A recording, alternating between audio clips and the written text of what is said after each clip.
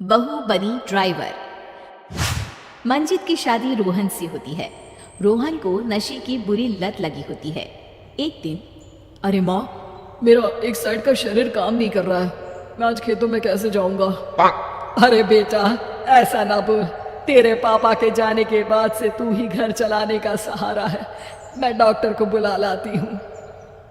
देखिए बहन जी, रोहन के शरीर के एक साइड में लकवा है। अब वो कभी ट्रैक्टर नहीं चला पाएगा। घर में मनहूसियत का माहौल हो जाता है। लीजिए माँ जी, रोटी खा लीजिए। अरे बेटा, मुझे तो भविष्य की चिंता हो रही है। मेरा एक ही बेटा है और वो भी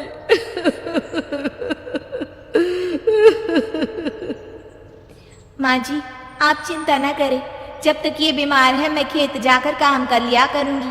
वैसे भी नशे के कारण इनका शरीर काफी कमजोर हो गया है। अगले दिन मंजीत खेत में जाकर काम कर शाम को घर लौटती है। ये ले बेटा, पानी पी ले। कैसा रहा काम का पहला दिन? माँ जी, काम तो ठीक है, लेकिन मैं अगर ट्रैक्टर चलाना सीख लूँ ना तो काम और भी आसान हो जाएगा। अरे बेटा, दुनिया क्या कहेगी कि औरत होकर ट्रैक्टर चला रही है। माँ जी, या तो हम दुनिया देख ले या अपना घर, कोई बात नहीं। जब ये ठीक हो जाएंगे तो सब ठीक हो जाएगा। अरे बहू, जरा बाहर तो आना। जी माँ जी। बहू, तेरे मामा जी आए हैं, तूने बुलाया था ना? हाँ माँ जी, वो मामा जी ना आज से मुझे ट्रैक्टर चलाना सीखा। मंजित मामा से ट्रैक्टर चलाना सीखती है। वो मन लगाकर खेतों में काम करती है। और एक दिन, माँ जी, पता है इस बार पूरे गांव में सबसे ज्यादा फसल का उत्पादन हमारे खेतों में हुआ है। इस साल तो खूब पैसे आएंगे। हाँ।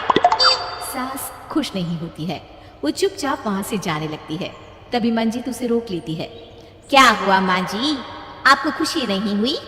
बेटा, आज डॉक्टर साहब बोल रहे थे कि रोहन के ठीक होने के लिए 5 लाख रुपए की जरूरत है। समझ नहीं आ रहा क्या करूं। मंजित शांत हो जाती है। अगले दिन सास मंजित के पास आती है। बेटा, ये मेरे गहने हैं। इसे अपने गहनों के साथ जोड़कर सुनार को दिया। जितने पैसे हो लिया, डॉक्टर को आज ही देने हैं। मंजित अपने गहने और सास के गहनों को लेकर दुकान में बेचकर पैसे लेकर घर आ जाती है। माँ जी, सिर्फ 3 लाख रुपए का ही इंतजाम हो पाया है। बाकी के पैसे कैसे आएंगे? बेटा, अब तो एक ही चारा है, हमें जमीन भी बेचनी पड़ेगी। माँ, खेत बेच देंगी तो खाएंगे क्या? अरे बेटा, कोई दूसरा चारा भी तो नहीं है। रोहन ठीक हो जाए तो वो मेहनत करके इससे भी बड़ी जमीन ले लेगा। सास बहू मिलकर खेत भी बेच देते हैं। अब पूरे पैसे लेकर सास डॉक्टर के पास जाती है। डॉक्टर साहब, ये लीजिए सारे पैसे। बस किसी तरह मेरे बेटे को ठीक कर दीजिए। आपका बेटा ठीक तो हो जाएगा, लेकिन 6 महीने का समय लगेगा। सास बहू सोच में पड़ जाते हैं कि अब तो कोई जरिया भी नहीं रहा जहां से उन लोगों को कमाई हो। अब कमाएंगे नहीं तो खाएंगे क्या? माँ जी, मेरे माता पिता ने लड़की होने के कारण मुझे ज्यादा पढ़ाया लिखाया नहीं, लेकिन ट्रैक्टर चलाना सीखकर मैं कुछ काम करने के लायक तो हो ही गई हूँ। अरे बेटा, ट्रैक्टर अब कहाँ चलाएगी? खेत तो बिक गए हैं। माँ जी, मैं किसी और के खेतों में दिहाड़ी में काम कर लूंगी, कुछ तो पैसे आएंगे ही ना। ये कहकर मंजित काम करना शुरू कर देती है। जैसे तैसे उन पैसों से गुजारा चल ही रहा था।